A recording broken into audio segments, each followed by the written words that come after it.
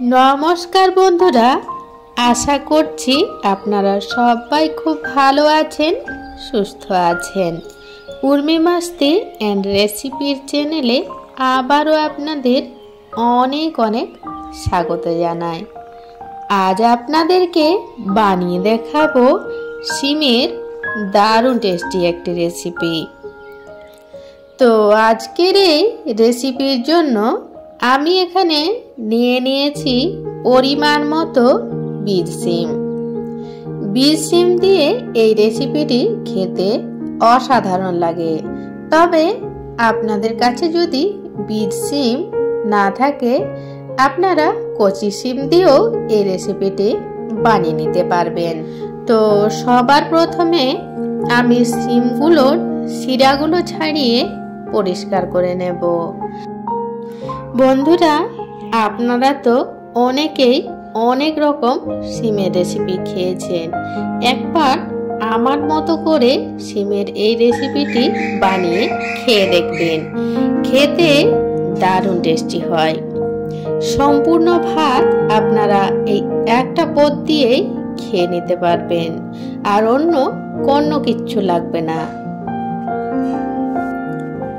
আর এই যে দেখুন, আমি শিমগুলোর শিরা ছাড়িয়ে খুব ভালোভাবে ধুয়ে পরিষ্কার করে নিয়েছি।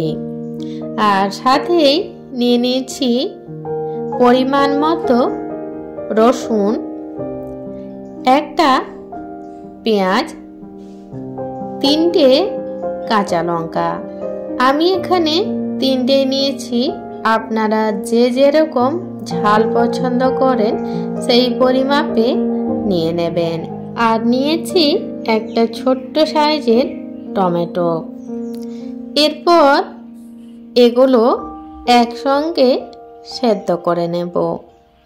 তার জন্য নিয়ে নিয়েছি একটা কড়াই, আর এই কড়াইয়ের মধ্যে সবকটা উপকরণ দিয়ে দেব।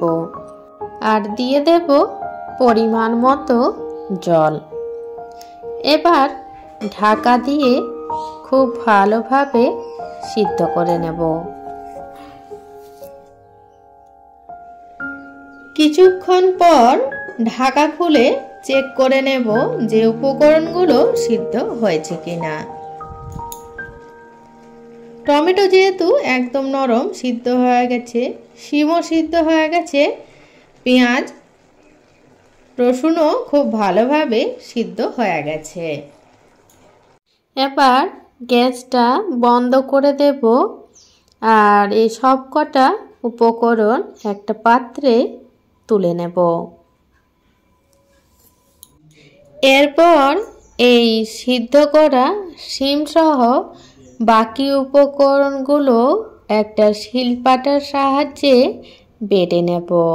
আপনারা মিক্সিতেও পেস্ট করে নিতে পারেন, তবে শিলপাটায় বাটলে বেশি টেস্ট হবে। আর এই যে টমেটোটা সিদ্ধ করেছিলাম, এটার খোসাটা আমি বাদ দিয়ে দেব। আর বন্ধুরা, এই বাটাটা কিন্তু খুব বেশি মিহি হবে না, বেশ একটু দানা দানা থাকবে, সেই রকম ভাবে বন্ধুরা বেটে নেব। আমার রেসিপি যদি আপনাদের ভালো লেগে থাকে, অবশ্যই একটা লাইক করে দেবেন। চ্যানেলে নতুন হয়ে থাকলে অবশ্যই চ্যানেলটি সাবস্ক্রাইব করে আমার পাশেই থাকবেন। আর এই যে দেখুন, শিম আমি একটু দানা দানা রেখে বেটে নিয়েছি।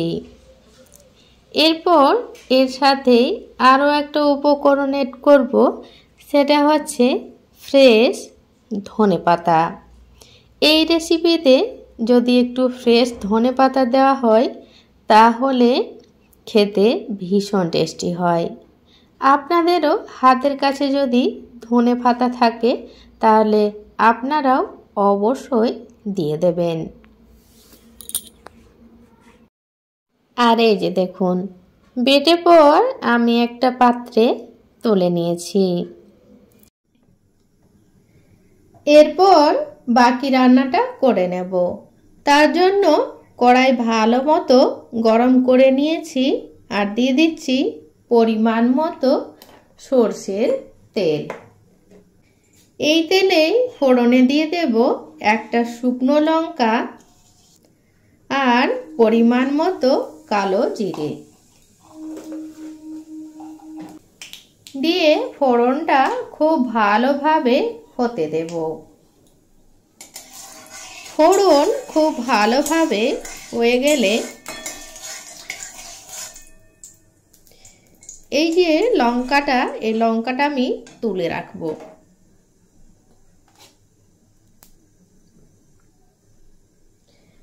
আর এই তেলেই বেটে রাখা উপকরণগুলো দিয়ে দেব।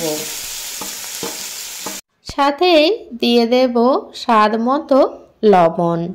লবণটা কিন্তু অবশ্যই বুঝে ব্যবহার করতে হবে। যদি বেশি হয়ে যায় তাহলে নুনে পোড়া হয়ে যাবে, খেতে একদম ভালো লাগবে না।